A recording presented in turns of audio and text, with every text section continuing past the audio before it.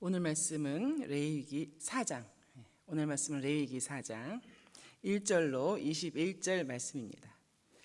레위기 4장 1절로 21절 말씀 제가 먼저 읽겠습니다.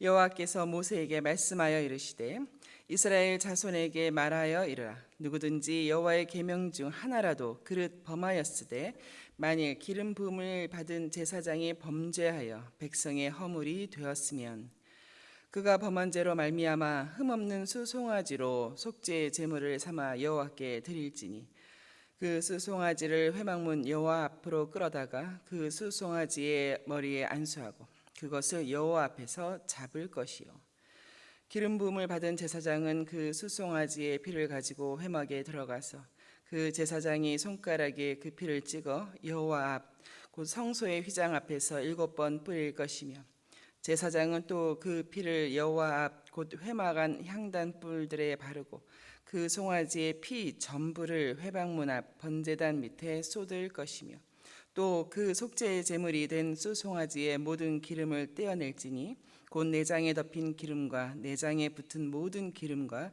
두 콩팥과 그 위의 기름 곧 허리 쪽에 있는 것과 간에 덮인 꺼풀을 콩팥과 함께 떼어내되 화목제 제물의 소액에서 떼어남 같이 할 것이요 제사장은 그것을 번제단 위에서 불사를 것이며 그 수송아지의 가죽과 그 모든 고기와 그것의 머리와 정강이와 내장과 똥 곧 그 수송아지의 전체를 진영 바깥 재 버리는 곳인 정결한 곳으로 가져다가 불로 나무 위에서 사르되 곧 재 버리는 곳에서 살을 지니라.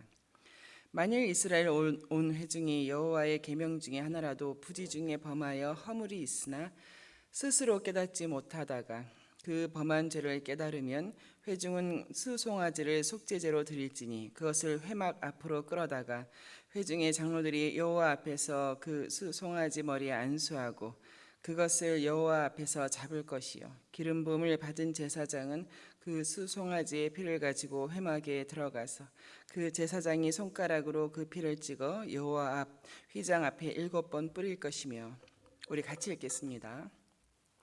또 그 피로 회막 안 여호와 앞에 있는 제단 뿔들에 바르고 그 피 전부는 회막문 앞 번제단 밑에 쏟을 것이며 그것의 기름은 다 떼어 제단 위에서 불사르되 그 송아지의 속죄제의 수송아지에게 한 것 같이 할지며 제사장이 그것으로 회중을 위하여 속죄한즉 그들이 사함을 받으리라. 그는 그 수송아지를 진영 밖으로 가져다가 첫 번 수송아지를 사름같이 불사를지니 이는 회중의 속죄제니라. 아멘.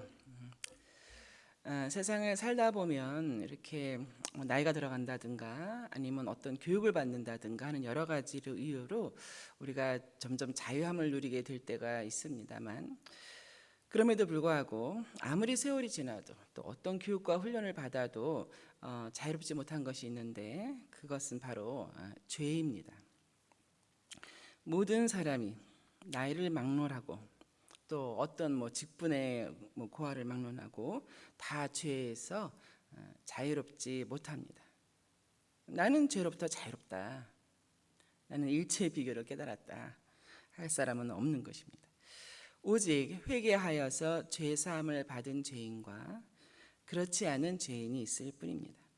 그리하여 레위기 4장은 죄를 범하는 모든 사람들에게 대한 속죄 제사법으로 오늘 본문에 있는 제사장과 지도자들 그리고 내일 본문입니다. 족장들과 평민들의 죄사함을 받는 속죄 제사를 지시하고 있습니다.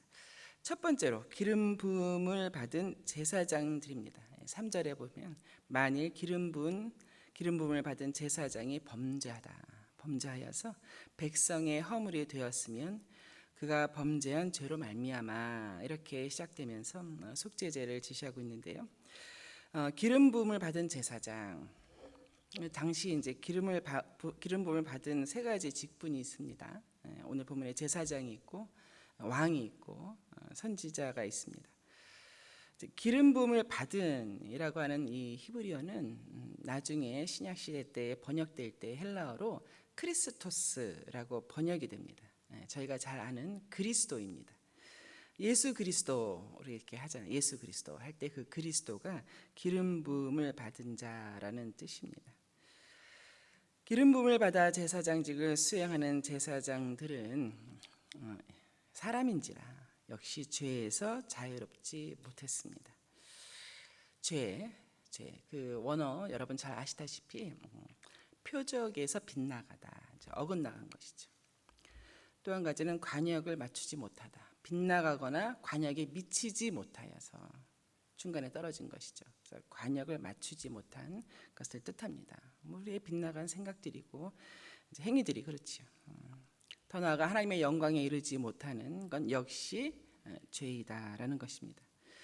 제사장이 법을 어김으로 인하여서 회중들 가운데 허물이 되었다라고 하는 이 말은 제사장은 물론이고 회중들에게까지 재앙이 임했다는 뜻입니다.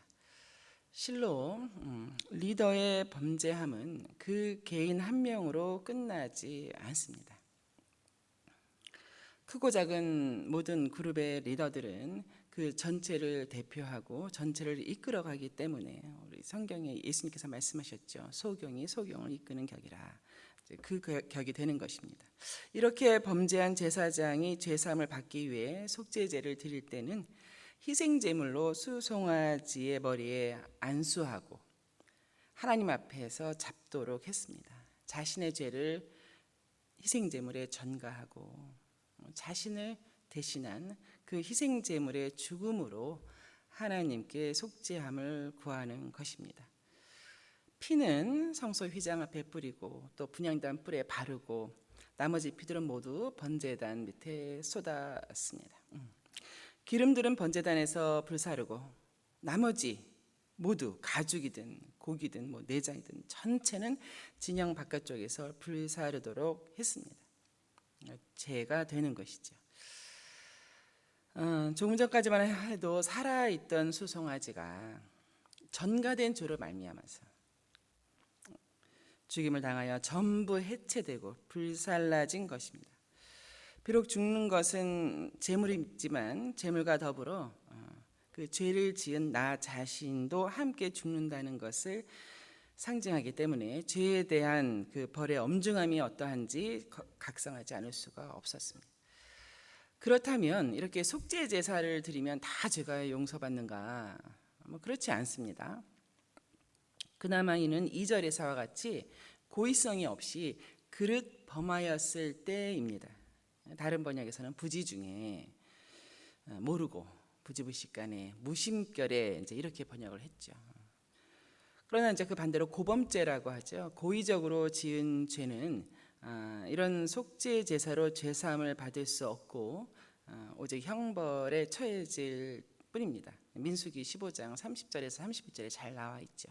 그렇게 고의적으로 죄를 범한 사람, 고범죄를 지은 백성은 그 사람은 그의 백성 중에서 끊어질 것이라 라고 했습니다. 희생제물이 아닌 자신의 죽음으로 죄의 대가를 치르도록 한 것이 고범죄에 해당하는 법입니다. 두 번째로 역시 죄에서 자유롭지 못한 지도자들, 곧 당시의 장로들입니다. 13절에 보시면 만일 이스라엘 온 회중이 여호와의 계명 중에 하나라도 부지 중에 범하여라고 해서 이 회중이라는 단어가 이제 히브리어 에다인데 물론 교회 전체, 회중 전체를 뜻할 수가 있습니다만 이렇게 지도자층, 대표적인 지도자를 가리킬 때가 있습니다. 오늘 본문과 내일 본문 4장 전체의 맥락을 보았을 때는 지도자들, 대표하는 이 장로들로 보는 것이 더 적절합니다. 내일 후반부에서는 족장들이 죄를 범했을 때, 또 평민들이 죄를 범했을 때의 속죄제가 나오기 때문입니다. 지도자들인 경우 이 역시 부지 중에 죄를 범했을 때입니다. 그렇게 죄를 범하고도 깨닫지 못하다가 14절에 그것을 깨닫게 되면 이제 그때의 수송아지로 희생제물을 드릴 때에 한 가지 차이점은 스스로 속죄하지 못한다는 것입니다. 스스로 속죄하지 못하고 20절에 보면 20절 후반부죠. 제사장이 기름 부음을 받은 제사장이 그것으로 그 지도자들을 위하여 회중을 위하여 속죄한즉 그들이 사함을 받으리라. 제사장이 잡은 그 수송아지로 그들을 위하여 속죄함으로써 사함을 받는 것입니다. 이제 이후로 계속해서 반복되는 구절입니다. 제사장이 아무개를 위하여 속죄한즉 그 아무개가 사함을 받으리라. 내일 또 본문에서도 계속 반복되는 말씀입니다. 지금도 마찬가지입니다. 지금도 대제사장이신 그렇죠. 예수 그리스도께서 누구를 위하여? 자기 백성을 위하여 속죄한즉 그들이 바로 저와 여러분이죠. 사함을 받은 것입니다. 그러므로 대제사장이신 예수 그리스도가 없는 자가 있죠. 영접하지 않은 자들이 있죠. 믿지 않는 자들이 있죠. 결코 죄사함을 받지 못하는 것입니다. 한편 오늘 본문에서 간과하지 말아야 할 한 가지가 있습니다. 마치 이 성경을 기록한 모세인데요. 마치 일부러 무엇인가 우리 마음에 각인시키려고 그렇게 한 것이 한 가지가 있는데 21절에 있는 마지막 구절, 이는 회중의 속죄제니라. 이는 회중의 속죄제니라. 앞전에 쓰인 회중, 아까 제가 에다라는 말씀을 드렸는데요. 그 회중은 특별히 지도자층을 의미하는 회중이었습니다. 한글로는 지금 방금 읽으신 21절의 회중과 같은 단어이나 히브리 원어에서는 그렇지 않습니다. 카할이라고 하는 단어인데요. 그 원어대로 하면 이렇습니다. 숫송아지로 지도자들이 속죄제를 드림으로 이는 하나님의 백성의 속죄제가 되니라라는 뜻입니다. 지도자들의 속죄제가 온 백성의 속죄 제사가 된다는 것이죠. 이는 그 지도자들이 대표성을 갖고 있기 때문입니다. 특별히 이제 회중으로 여기 21절 마지막에서 번역된 회중의 속죄니라 할 때 이 회중이라고 하는 단어는 나중에 이제 헬라어로 번역될 때 여러분 이제 잘 아시는 단어입니다. 에클레시아라고 번역을 합니다. 에클레시아 여러분 잘 아시죠? 이제 교회입니다. 그런 것을 보면 오늘 본문에서 이제 지금을 사는 우리들에게 해당되는 말씀하시는 부분들이 여러 있지요. 아까 우리 초반에 보았던 것처럼 기름 부음을 받은 제사장은 지금 신약 시대를 사는 우리에게 있어서 대제사장 되신 예수 그리스도입니다. 희생 제물의 피로 속죄하다. 오늘 본문에 계속해서 반복됐죠. 피로 속죄하다. 예수 그리스도의 보혈로 죄사함을 받다. 그 외에 여럿이 있습니다. 그리고 이 마지막 구절에 수송아지로 드린 회중의 속죄제. 그것은 어린 양이신 예수 그리스도께서 드린 교회의 속죄제. 그렇습니다. 이제 레위기뿐만이 아니라 구약 성경을 읽을 때 이렇게 예수 그리스도를 발견해 가는 것, 이제 그것을 우리가 구속사적인 관점으로 읽는다라고 하지 않습니까? 이제 그렇게 읽는 것은 굉장히 유익하고 중요합니다. 이제 그렇지 않고 이제 레위기는 지루하다, 성경적인 교훈이나 진리를 발견하기 어렵다 이렇게 하는데요. 그렇지 않습니다. 우리 남자분들은 잘 모르겠지만 이 여자분들은 이 레위기에 대해서 큐티하고 묵상할 때 약간 이렇게 지도 어떤 가이드라인을 준다고 한다면 이제 레위기라고 하는 것은 하나님과 백성이 만나는 그 만나기 위한 이 죄의 문제에 대한 정결 예식, 이렇게 만남을 위한 하나가 되기 위한 이제 이런 부분이기 때문에 이제 그 신랑 신부의 신방 만나지 않습니까? 신랑 신부 만나는 신방에서 신방 꾸미기 이제 이렇게도 표현을 합니다.